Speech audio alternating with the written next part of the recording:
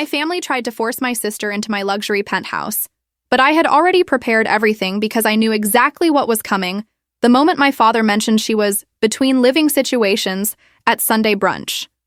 I'm Cassandra Pierce, 34 years old, and yesterday I watched my family's entitled expectations shatter against the reality I'd carefully constructed. The moment my father cleared his throat at Sunday brunch, that particular nervous cough he always makes before asking for something, I knew Madison was about to become my problem again. "Your sister's lease is up next month," Dad said, reaching for his mimosa with studied casualness. "We thought, since you have that gorgeous penthouse with the spare bedrooms." Madison sat across from me, already smirking behind her menu. She'd dressed up for this. Designer labels I recognized from her Instagram posts, the ones she tagged "Mark Blessed" and "Walk Living My Best Life," while conveniently forgetting to mention our parents funded every purchase. At 28, my younger sister had perfected the art of failing upward, each disaster cushioned by family money and my mother's excuses. "Just temporarily," Mom added, her voice taking on that pleading tone I'd heard my entire childhood. "Until Madison gets back on her feet. You know how difficult the rental market is right now." I set down my fork carefully, meeting Madison's eyes across the table. Her smirk widened slightly. She thought she'd already won. She always did. "How long is temporarily?" I asked. "A few months at most," Dad said quickly. "She's interviewing for positions. Something will come through soon." Something always came through for Madison. Jobs arranged through family connections, apartments paid for by our parents, credit cards with limits that reset monthly. The difference was, I'd stopped being part of that support system 5 years ago, when I walked away from the family real estate business to build my own architectural firm. Madison had called me ungrateful then, claimed I was abandoning my responsibilities to help family. Now she wanted to move into the penthouse I'd designed myself, the space I'd literally built from blueprint to reality with money I'd earned through 100-hour work weeks and projects that kept me awake until dawn. The irony wasn't lost on me. "I'll need to think about it," I said. Madison's smirk vanished. "Think about it? I'm your sister." Which is exactly why I need to consider this carefully. My phone buzzed.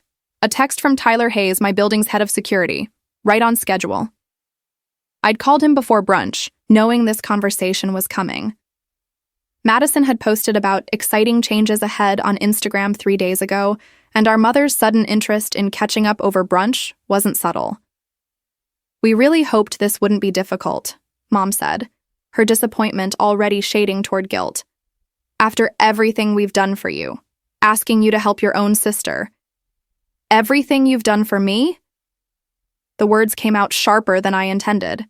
"You mean the college tuition I paid back with interest? The car loan I refinanced in my own name? Or perhaps you're referring to the 5 years you didn't speak to me after I left the family business?" Dad's face reddened. "That's ancient history. This is about Madison needing help right now." What they didn't know, what Madison couldn't have known when she orchestrated this ambush, was that I'd already prepared for this exact scenario. The moment I'd seen her Instagram post, I'd made calls, pulled strings, set wheels in motion that were already turning. Because this wasn't about a temporary living situation. This was Madison's third between-apartments crisis in 2 years, and each time she'd managed to extend her stay from weeks to months, leaving destruction and unpaid bills in her wake. I'd watched her drain our parents' retirement fund, seen her manipulate our younger cousins into lending her money they'd never see again. Listened to her trash talk me at family gatherings while simultaneously expecting me to solve her problems. Not this time. "I have a proposal," I said, pulling out my phone. "Before we discuss living arrangements, Madison, why don't you tell everyone about your current employment situation? Your actual employment situation, not the interviews you keep mentioning." Her face went pale. "I don't know what you're talking about." "Really?" I turned my phone screen toward our parents, showing them the private investigator's report I'd commissioned. "Because according to this, you were fired from your last 3 positions, the most recent one for falsifying expense reports." The table went silent except for the ambient brunch noise around us, the clinking of silverware, muted conversations, the espresso machine hissing behind the bar. Mom's hand trembled as she reached for her water glass. Dad's jaw clenched in that way that meant he was trying to control his temper. "Cassandra, that's enough," he said quietly. "No, Dad, it's really not." I stood, gathering my purse. Madison doesn't need temporary housing. She needs to face consequences for once in her life, and I'm done being the family bank or the family safety net. Madison's eyes glittered with tears, the ones she could summon at will, the ones that had worked on our parents for decades. How can you be so cruel? We're family. Family doesn't lie about why they need help. Family doesn't steal, and family definitely doesn't show up to brunch wearing $15,000 earrings. I gestured to the Cartier diamonds dangling from her ears, while claiming to be desperate for a place to live. I'd already paid the check on my way in, knowing I'd be leaving early. As I walked toward the exit, I heard my mother's voice, shrill and accusing. "We raised you better than this." Maybe they had. Or maybe they'd raised Madison to expect the world to bend around her needs, and raised me to be the one doing the bending. Either way, I was done. My penthouse was waiting, all 4,000 square feet of it, with floor-to-ceiling windows overlooking the city, and custom security that Madison would never bypass. Tyler had already changed the access codes. The doorman had her photo with instructions to deny entry, because I'd learned something crucial in my years away from the family business. Sometimes the best revenge isn't dramatic confrontation. It's simply refusing to play the game at all. The fallout started before I even reached my car. My phone erupted with texts, first from Mom, then Dad, then Madison herself. I silenced them all, focusing instead on the meeting I had scheduled for 2 hours from now with the Sterling Development Group. They wanted to discuss my firm designing their new mixed-use complex downtown, a project worth 7 figures and the kind of career-defining opportunity that required my full attention. Madison's crisis would have to wait, except Madison had never been good at waiting. By the time I pulled into my building's underground garage, I had 43 missed calls and a voicemail from my mother that began with, "How dare you humiliate your sister?" and ended with, "Your father is very disappointed." The middle part was mostly sobbing about family loyalty and how I'd changed since leaving the business. Tyler met me at the private elevator, his expression carefully neutral. "Ms. Pierce, your sister attempted to gain access approximately 20 minutes ago. I followed protocol. Let me guess. She claimed to be moving in and I'd forgotten to notify you." "Close. She said you'd given her a key and that I was making a mistake by not letting her up." He handed me an envelope.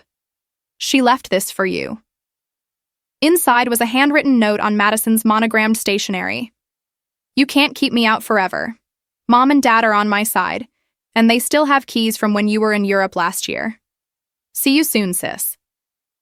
I smiled. Madison had always been predictable. "Tyler, the locks I had you change this morning, they included my parents' access codes?" "Every single one. The elevator won't respond to their key fobs anymore either. I also took the liberty of updating the facial recognition system at the front desk." Perfect. I pulled out my phone, opened my notes app where I'd been tracking Madison's movements for the past month. She'll try again tonight, probably around 9 when she thinks I'll be at dinner with the Sterling executives. "Can you schedule additional security for the lobby?" "Already done. We've also flagged any food delivery or service requests made to your unit for verification." His eyes crinkled slightly, the closest Tyler ever came to smiling. "Your sister isn't the first person to try the 'I'm just bringing food to my sister' routine." The elevator opened directly into my penthouse's private foyer. I'd designed this space myself during the building's construction phase, insisting on security features that seemed paranoid at the time. Now they felt like prophecy. My assistant, Rachel Morrison, was already waiting in my home office, laptop open and expression concerned. "The Sterling meeting is in 90 minutes. I have your presentation loaded, but Cassandra, your phone has been ringing nonstop. Your mother called the office 3 times. Forward all family calls to voicemail. If they show up at the office, you don't know where I am." I set down my bag, immediately switching into work mode. "What's our status with Sterling?" Rachel hesitated. "There's been a complication. James Sterling called 30 minutes ago. He said he received a concerning phone call from someone claiming to be your sister, warning him that you're emotionally unstable and might not be reliable for a project this size." The rage that flooded through me was ice cold and clarifying. Madison had gone after my business, my career, the one thing I'd built entirely separate from family influence. "What did you tell him?" "That I'd have you call him immediately. But Cassandra," he sounded genuinely worried. "Apparently your sister was very convincing. She mentioned a family intervention and suggested that your recent behavior indicated you were having some kind of breakdown." I pulled up Madison's Instagram on my phone. Sure enough, posted 15 minutes ago, a photo of her crying, artfully lit, perfectly composed, with the caption, "When family betrayal cuts deep." Sometimes the people you love most are the ones who hurt you the worst. Praying for my sister during this difficult time. More family first. War prayers needed mental health matters. The comments were already rolling in. Friends and acquaintances offering sympathy, asking what happened, sending prayer emojis. Madison had weaponized social media, painting herself as the victim and me as the unstable villain. But she'd made a critical mistake. Madison had always underestimated how thorough I was, how carefully I documented everything. She didn't know about the file I'd been building, the evidence I'd been collecting since the first time our parents suggested Madison stay with you for just a few days, 3 years ago. Rachel, do we still have that contact at the PR firm? The one who helped us with the crisis management during the Riverside project? Melissa Chen at Apex Communications. You want me to call her? Not yet. I pulled up my contacts, scrolling to a name I hadn't used in years. Owen Fletcher, an investigative journalist for the city's largest newspaper who owed me a favor after I'd helped him expose corruption in the Planning Commission. First, I need to make a different call. Owen answered on the second ring. Cassandra Pierce, I was wondering when you'd cash in that favor. I need your discretion and your expertise. How would you like an exclusive story about trust fund corruption and family financial manipulation? There was a pause, then I heard the sound of a keyboard clicking. I'm listening. My sister has been running a sophisticated operation for years. Fraudulent expense reports, identity theft, financial manipulation of elderly family members. I have documentation, bank records, and witness statements. Interested? Extremely. But Cassandra, this is your family we're talking about. Are you sure you want to go public with this? I looked around my penthouse, at the space I'd built with my own hands and my own money, at the career I'd created independent of family connections, at the life Madison and my parents thought they could manipulate because they'd never accepted that I was no longer theirs to control. Owen, I've never been more sure of anything. We talked for 45 minutes. I sent him encrypted files, expense reports showing Madison charging personal purchases to company cards, emails where she'd posed as our grandmother to access trust accounts, text messages where she'd lied to our parents about loans she never intended to repay. Every piece of evidence I'd collected over 3 years, waiting for the moment I'd need it. By the time I hung up, Rachel had pulled together a comprehensive dossier on Madison's employment history. Every fired position, every faked reference, every lie she'd told. We had it all. The Sterling meeting. Rachel reminded me gently. Right. I stood, straightening my blazer. Call James Sterling personally. Tell him I'll be early and that I have some information he should know before we proceed. What kind of information? The kind that explains exactly what my family is capable of when they don't get what they want, and the kind that proves I'm the most stable, reliable person he could possibly work with. Because here's what Madison didn't understand.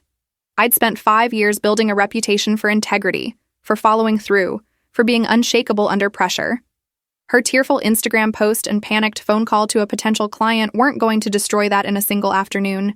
They were going to destroy her credibility instead. My phone buzzed. A text from Tyler. Your father just arrived in the lobby with your sister. They're demanding to come up. They claim they have legal right as family members to check on your welfare. I typed back, record everything. And Tyler? Let them make as much noise as they want. The more they escalate, the better. Rachel looked up from her laptop. Cassandra, what exactly are you planning? I'm planning to show Madison what happens when you come at someone who's actually prepared. She wanted a war? She's about to get one, but not the kind she expected, because while Madison was throwing a tantrum in my lobby and posting tearful selfies online, I was systematically dismantling every lie she'd ever told, every manipulation she'd ever attempted, every false narrative she'd constructed. And when I was done, the entire city would know exactly who the Pierce family's golden child really was. The elevator doors closed behind me as I headed to the Sterling meeting. Behind me, my phone continued to buzz with increasingly desperate messages from my family. I ignored them all. Sometimes the best revenge starts with simply refusing to engage, but it ends with making sure your enemy can never threaten you again. The Sterling meeting went better than I'd anticipated. James Sterling listened carefully as I explained the situation before we even discussed the project, a preemptive strike that Madison hadn't seen coming. I showed him the timeline of Madison's escalating behavior, the evidence of her attempting to sabotage my professional relationships, and the pattern of manipulation that had defined her adult life. "I apologize that my family drama spilled over into your business," I said, keeping my voice level and professional. "But I wanted you to hear the truth from me directly, with documentation, rather than respond to anonymous phone calls designed to undermine my credibility." Sterling studied the documents I'd provided, not all of them, just enough to establish the pattern. "Ms. Pierce, in my 30 years of business, I've learned that how someone handles a crisis tells you more about their character than 100 successful projects. The fact that you came here prepared, with evidence, rather than making excuses or getting emotional, that's exactly the kind of clear-headed thinking I want on this project." We shook hands on a preliminary agreement. As I left his office, Rachel forwarded me a link to Madison's Instagram. She'd posted again, this time a long, rambling caption about toxic family members, and how she was seeking legal advice about elder abuse, because I'd apparently been manipulating our parents. The comments section was turning, though. Several people had started asking questions. Why had Madison been fired from her last job? What exactly had I done that constituted abuse? The narrative she'd tried to create was already showing cracks. By the time I returned to my building, a small crowd had gathered in the lobby. My father stood near the security desk, his face red with fury. Madison sat in one of the leather chairs, dabbing her eyes with a tissue, while our mother hovered nearby. They'd brought reinforcements, Uncle Richard, who'd always been the family enforcer, and Aunt Patricia, my mother's sister, who prided herself on keeping the family together. Tyler caught my eye as I entered. He'd positioned additional security strategically around the lobby, and I noticed the small red light on the camera system indicating everything was being recorded. "There she is," my father announced loudly, clearly playing to the audience of building residents and guests who'd stopped to watch. "My daughter who thinks she's too good for her own family." I walked past him toward the elevators without responding. "Don't you walk away from me," his voice echoed off the marble floors. "Your sister needs help and you're refusing out of pure spite. What kind of person does that?" I turned slowly. The kind who's tired of being manipulated. The kind who spent 5 years watching Madison destroy every opportunity handed to her. The kind who refuses to enable her anymore. "Enable?" My mother's voice broke. "She needs a place to live, Cassandra. She's your sister." "She has a place to live. She has our parents' house, where she's been staying rent-free for the past 8 months while telling everyone she had her own apartment. Or did you think I didn't know about that either?" Madison's face went white. She hadn't told our parents I knew. "That's temporary," Mom insisted. "Your father and I are downsizing soon." "You're downsizing because Madison has drained your retirement accounts," I interrupted. "The trust fund Grandma Grace left her? Gone within 2 years. The loan you took out to pay her credit card debt? Still being repaid. You're downsizing because you can't afford your house anymore, and instead of letting Madison face the consequences of her choices, you want me to subsidize her lifestyle." Uncle Richard stepped forward, trying to use his size to intimidate me. "Family helps family, Cassandra. Maybe if you spent less on this fancy penthouse that I designed and partially built myself, the one I earned through my own business?" I pulled out my phone, scrolling to my banking app. "Let me show you something." I projected my phone screen onto the lobby's display monitor, a feature I'd insisted on for client presentations that now served a different purpose entirely. My bank statement appeared, showing my account balance and recent transactions. This is what I've earned in the past year through my architectural firm. Notice the deposits from actual clients, for actual work completed. Now let's compare that to Madison's financial situation. I switched to a different document, the comprehensive report my private investigator had compiled. Madison's bank statements appeared, showing thousands in deposits from our parents, followed immediately by withdrawals at luxury retailers, high-end restaurants, and cash advances. Madison hasn't had a steady income in 18 months. Every dollar she spends comes from our parents or from credit cards she has no intention of paying back. She's not between apartments. She's between financial disasters. "How dare you expose your sister's private information?" Aunt Patricia shrieked.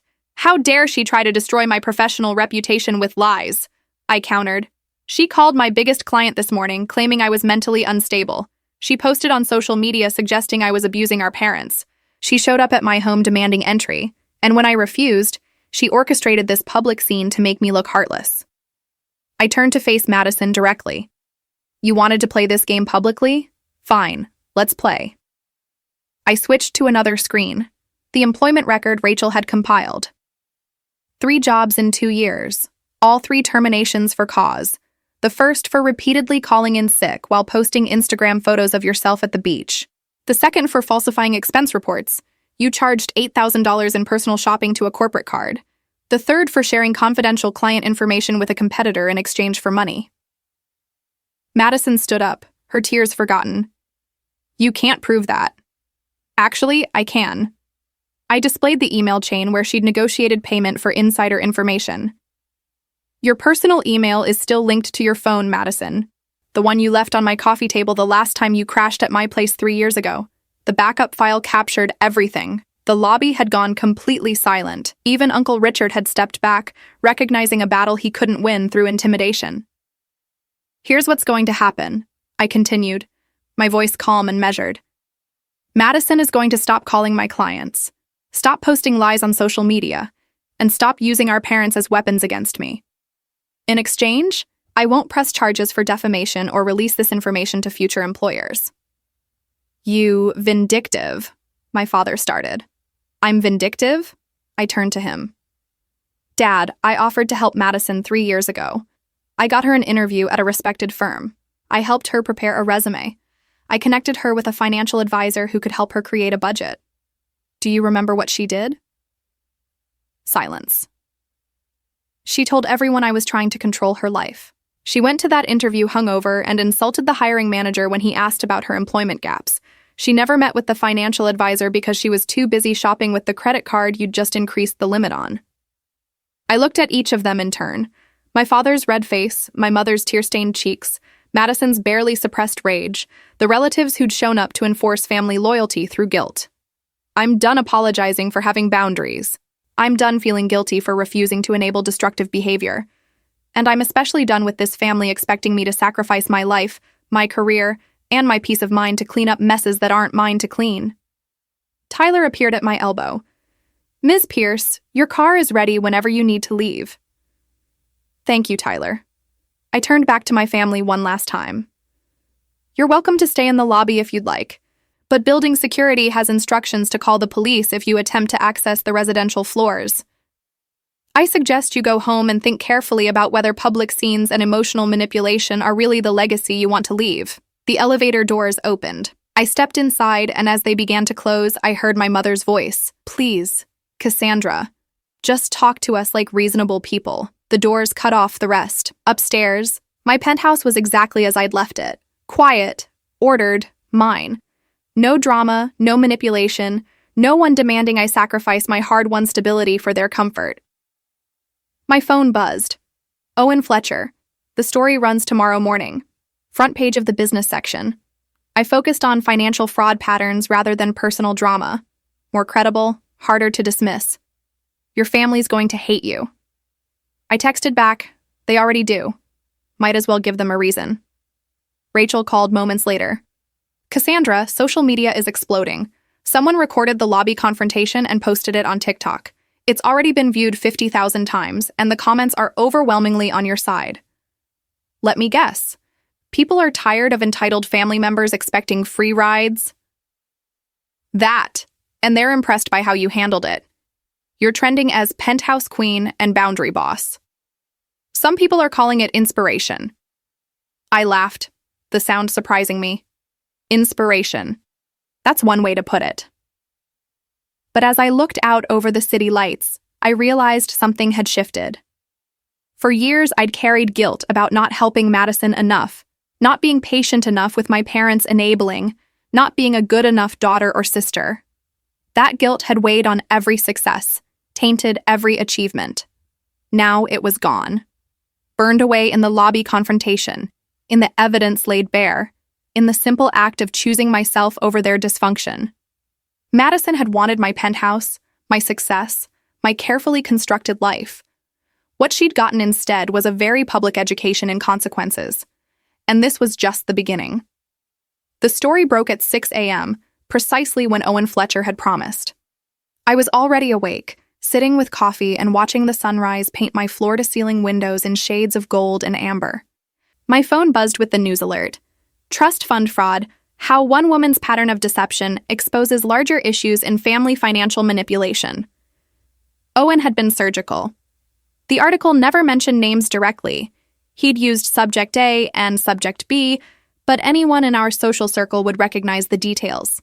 He'd focused on the financial patterns, expense report falsification, identity fraud targeting elderly relatives, serial employment issues, and the enabling family system that allowed it to continue. Most damaging was the sidebar, a timeline of financial events with dates, amounts, and verifiable sources. Grandma Grace's trust fund, depleted 18 months after Madison gained access. Corporate credit card charges, itemized and cross-referenced with social media posts showing the purchases. Loan applications, signed with forged documents. By 7 a.m., my mother was calling.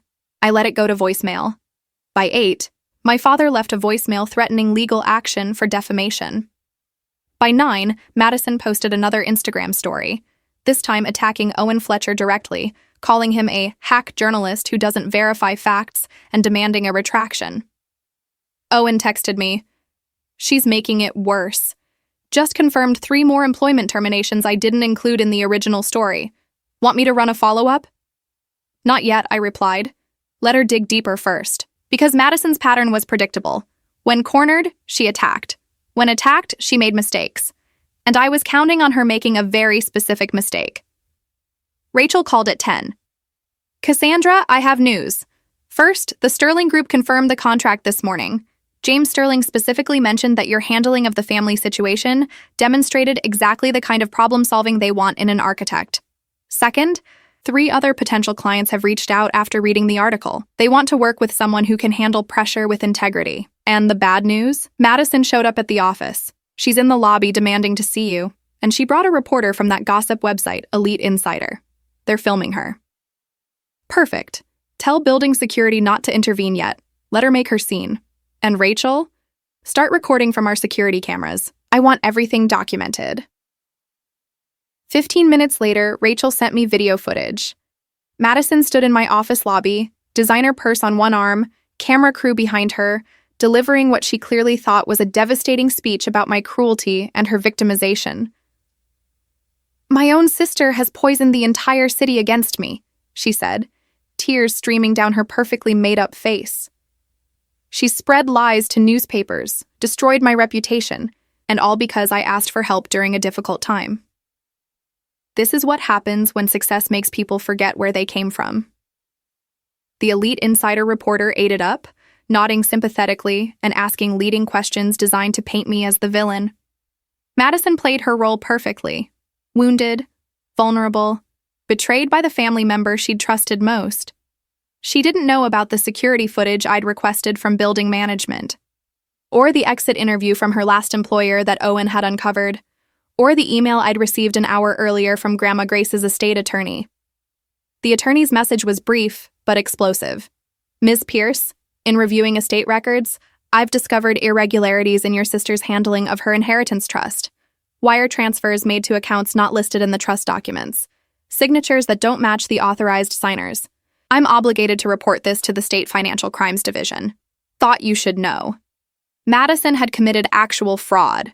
Not just lying or manipulation, but prosecutable criminal fraud involving stolen money from our grandmother's carefully planned estate. I forwarded the email to Owen Fletcher with a single line, "Now you can run the follow-up." Then I called the Elite Insider reporter directly. "This is Cassandra Pierce. I understand you're running a story about my sister's allegations. Would you like to hear my response?" The reporter, sensing a bigger story, immediately agreed. "Ms. Pierce, your sister claims you've orchestrated a campaign to destroy her reputation simply because she asked to stay with you temporarily. How do you respond to that?" I'd respond by asking why someone who claims to be destitute is wearing a $15,000 Hermes bag in your footage, or why someone who needs a place to live urgently just returned from a week in the Bahamas, based on her Instagram post from 3 days ago. Silence on the line. I could hear the reporter scrolling, verifying. I'd also suggest you ask her about the fraud investigation that's about to be launched into her handling of our grandmother's trust fund, or about the 3 employers she lied about on her resume, or about the reason she's really avoiding her own apartment, because she owes 4 months of back rent and is facing eviction. Can you verify any of this?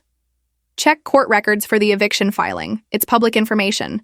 Call the Palms Resort in Nassau. She checked out Tuesday, charged $8,000 to a credit card that's in my parents' names. And regarding the trust fund, I've just forwarded you contact information for the estate attorney who's filing the fraud report. I could hear typing. The reporter's excitement barely contained. Ms. Pierce, this changes the entire narrative. Can we do an on-camera interview? No. But you can report facts instead of manufactured drama. Your choice. I hung up and immediately called my building security. Tyler, my sister is currently trespassing in my office building. She was asked to leave by the property manager, but refused. I'd like her escorted out and permanently banned from the premises. Consider it done. 10 minutes later, Rachel sent me another video. Tyler and 2 security officers approached Madison mid-interview. The gossip reporter's camera captured everything. Madison's shock, her increasingly shrill protests, her eventual forcible escort out of the building while clutching her designer bag and shouting threats. The reporter followed her out, asking pointed questions about the Bahamas trip and the eviction proceedings. Madison's carefully constructed victim narrative crumbled in real time, her tears now looking less like genuine emotion and more like performance art. By noon, Owen's follow-up article appeared online. Trust fund fraud investigation launched after initial reports of family financial manipulation. This time he included Madison's name. The fraud investigation made it public record, giving him legal protection. The article detailed the estate attorney's findings. Approximately $200,000 in unauthorized transfers, forged signatures on withdrawal documents, and a pattern of deception spanning 3 years. The State Financial Crimes Division had opened a formal investigation that morning. Madison's Instagram went dark immediately. Her last post, the tearful video about my cruelty, was deleted within minutes. But the internet never forgets. Screenshots circulated on Twitter, Reddit, and Facebook. People who'd initially sympathized with her story turned sharply once the fraud allegations surfaced.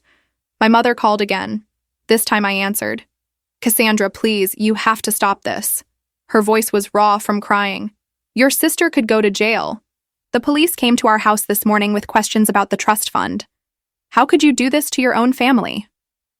Mom, I didn't forge Grandma Grace's signature on withdrawal documents. I didn't steal $200,000 from a trust fund meant to support her through her final years. Madison did that. The consequences are hers, not mine. But if you'd just let her stay with you, none of this would have happened. She was desperate. She was desperate because she stole and spent $200,000. That's not my fault, and it's not my responsibility to shield her from consequences. Your father is talking to lawyers about suing you for defamation. Tell him to save his money. Everything I've said is documented fact. And Mom? Those lawyers are going to be expensive. You might want to check your retirement accounts to make sure Madison hasn't already raided those too.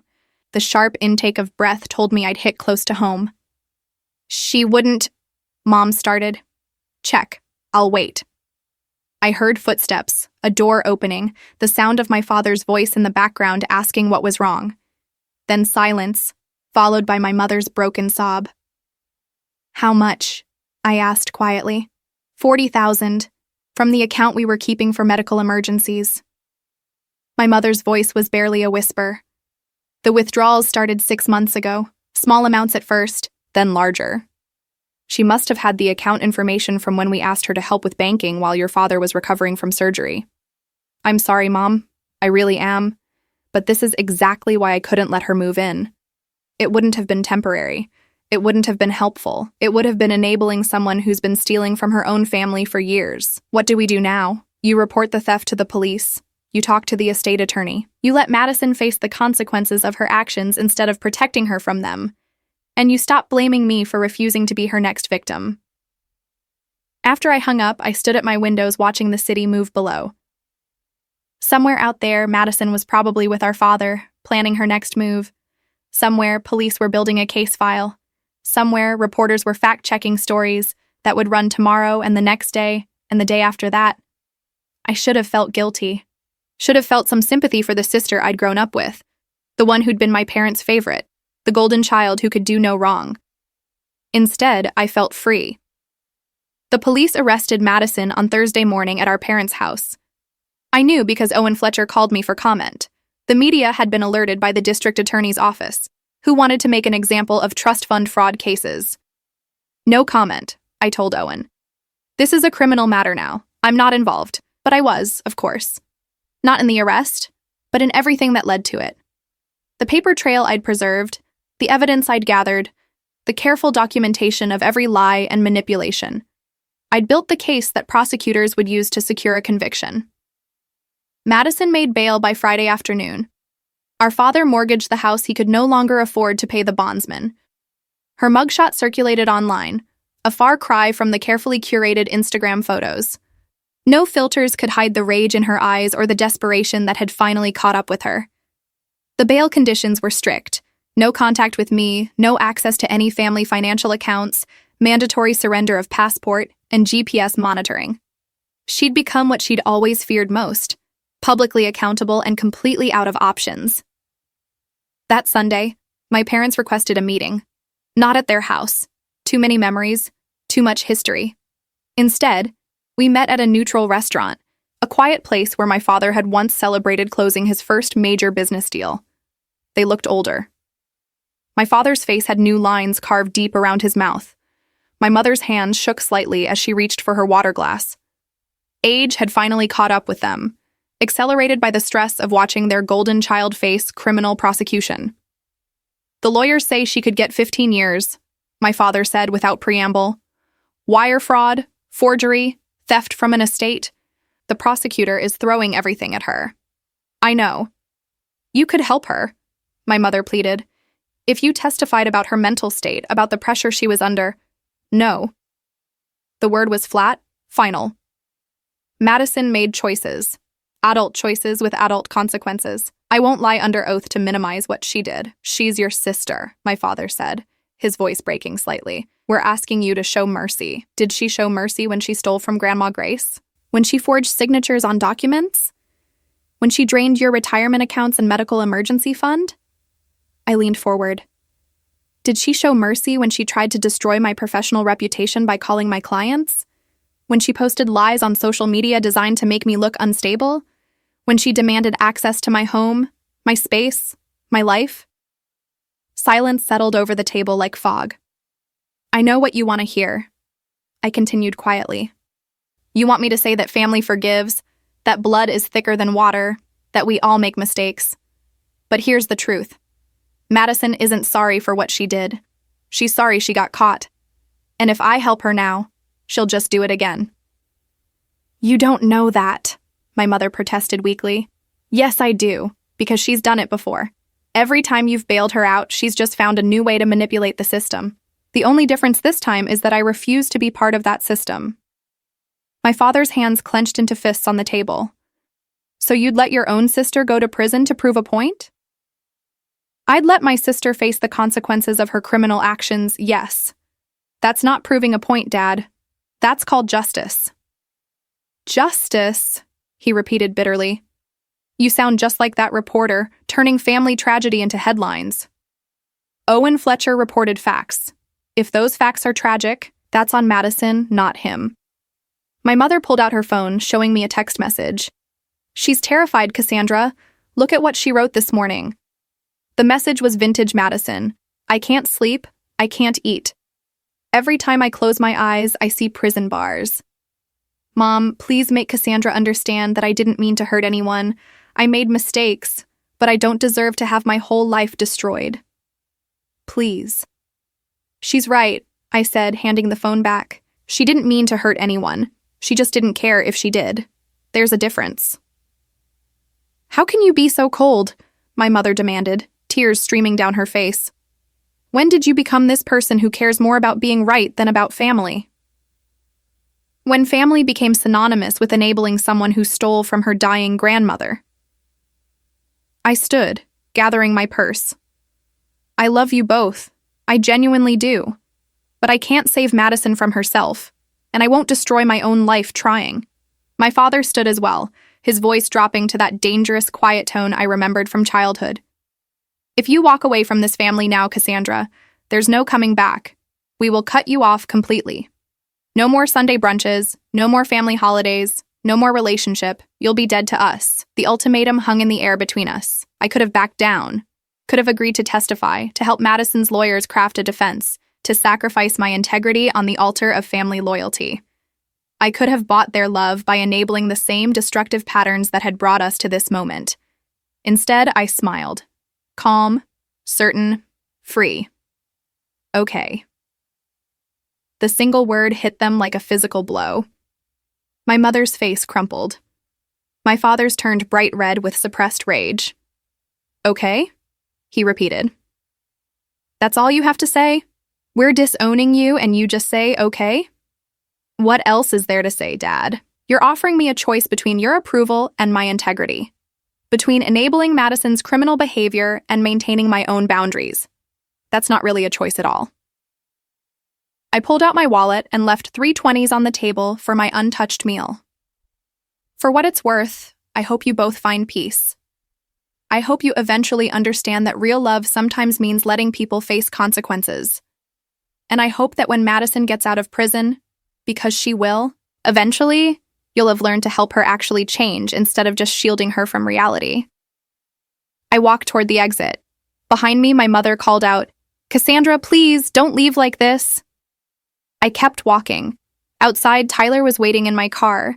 I'd texted him earlier that I might need a quick exit. He took one look at my face and pulled smoothly into traffic without asking questions. "Home?" he asked. "Home." My phone rang within minutes. My father, probably ready to try a different approach. I silenced it. Then my mother. Then Madison herself, calling from our parents' landline since her cell phone privileges were restricted by bail conditions. I blocked all 3 numbers. At my penthouse, I poured a glass of wine and stood at my windows, watching the sunset paint the sky in shades of orange and purple. My phone continued buzzing. Texts from cousins, from family friends, from people I hadn't spoken to in years who'd somehow heard about the family drama and wanted to offer opinions. I silenced it all. Because for the first time in my adult life, I was completely free from the weight of family expectations. Free from the guilt of not doing enough, being enough, sacrificing enough. Free from the exhausting cycle of Madison's crises and my parents' enabling. Owen Fletcher sent a final text. Trial date set for October. Prosecutor feels confident about conviction given the evidence. Your family is apparently shopping for new lawyers. Thought you should know. I didn't respond. The legal system would do what it was designed to do, and Madison would face the consequences she'd been avoiding her entire adult life. Outside my windows, the city lights began flickering on, each one representing someone else's life, someone else's struggles, someone else's family drama. Somewhere out there, Madison was probably plotting her next move, convinced that she could still manipulate her way out of this. She was wrong, and I was finally, completely, gloriously free. 3 months later, I stood in the Sterling Development Complex, watching construction crews implement my designs. The building was taking shape exactly as I'd envisioned. Clean lines, sustainable materials, spaces that would serve the community for generations. James Sterling approached, hard hat in one hand and blueprints in the other.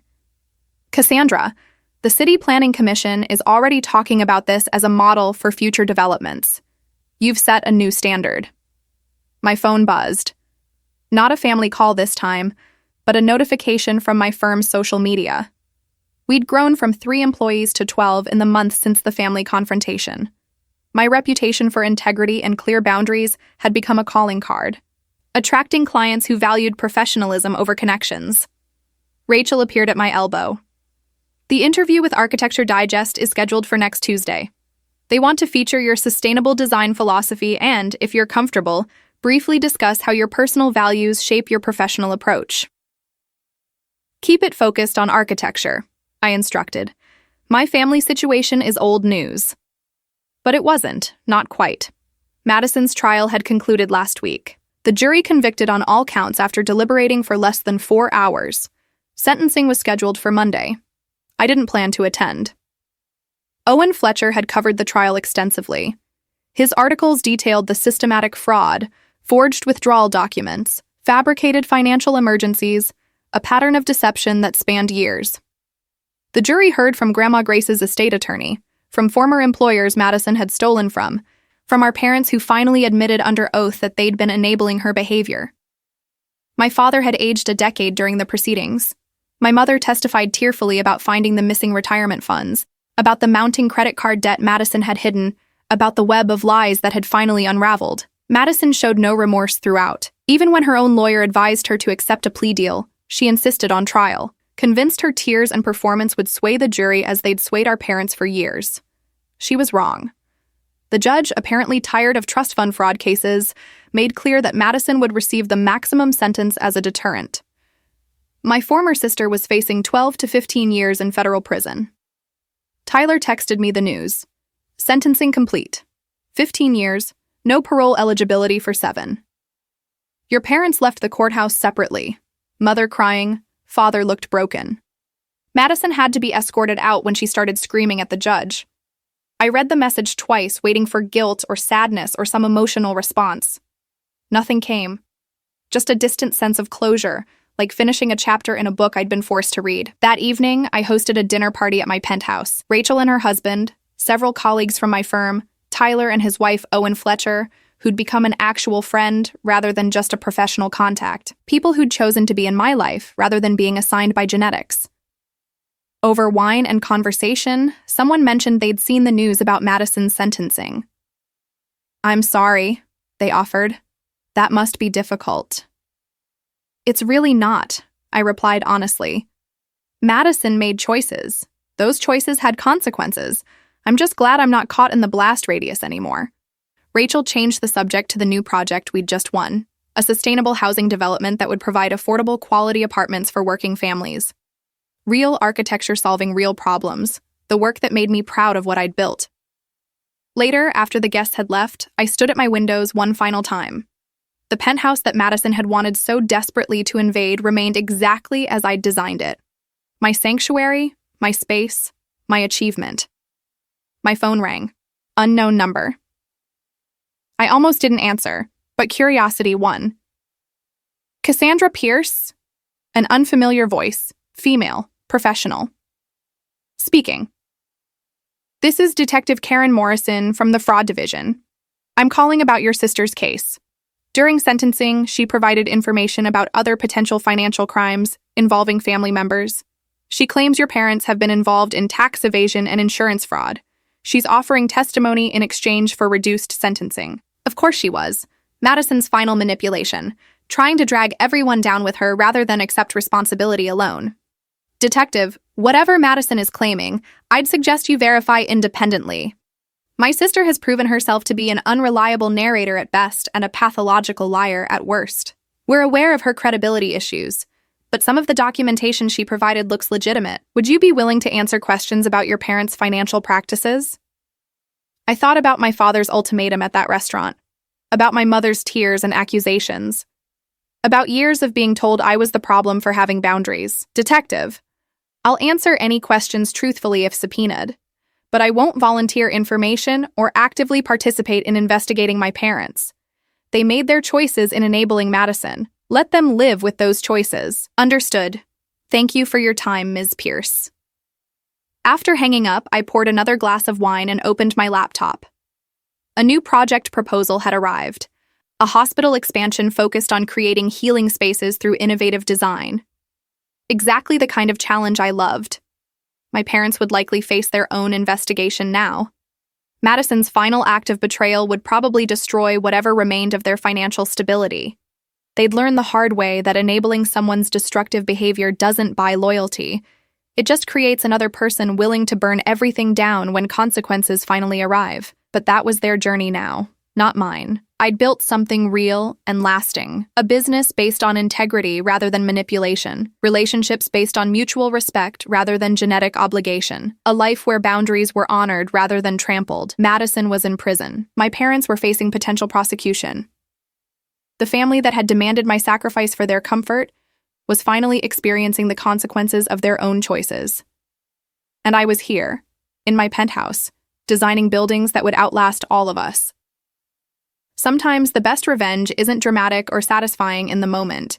It's simply building a life so solid, so authentic, so completely yours that when toxic people try to tear it down, they can't even scratch the foundation. Madison had wanted my penthouse. What she got instead was a prison cell and the permanent destruction of her credibility. My parents had wanted me to enable their golden child. What they got instead was an investigation into their own financial improprieties. And me? I got everything I'd worked for. Freedom, success, peace, and the knowledge that choosing myself over family dysfunction had been exactly the right decision. Outside my windows, the city glittered with possibility. Tomorrow I'd present the hospital design.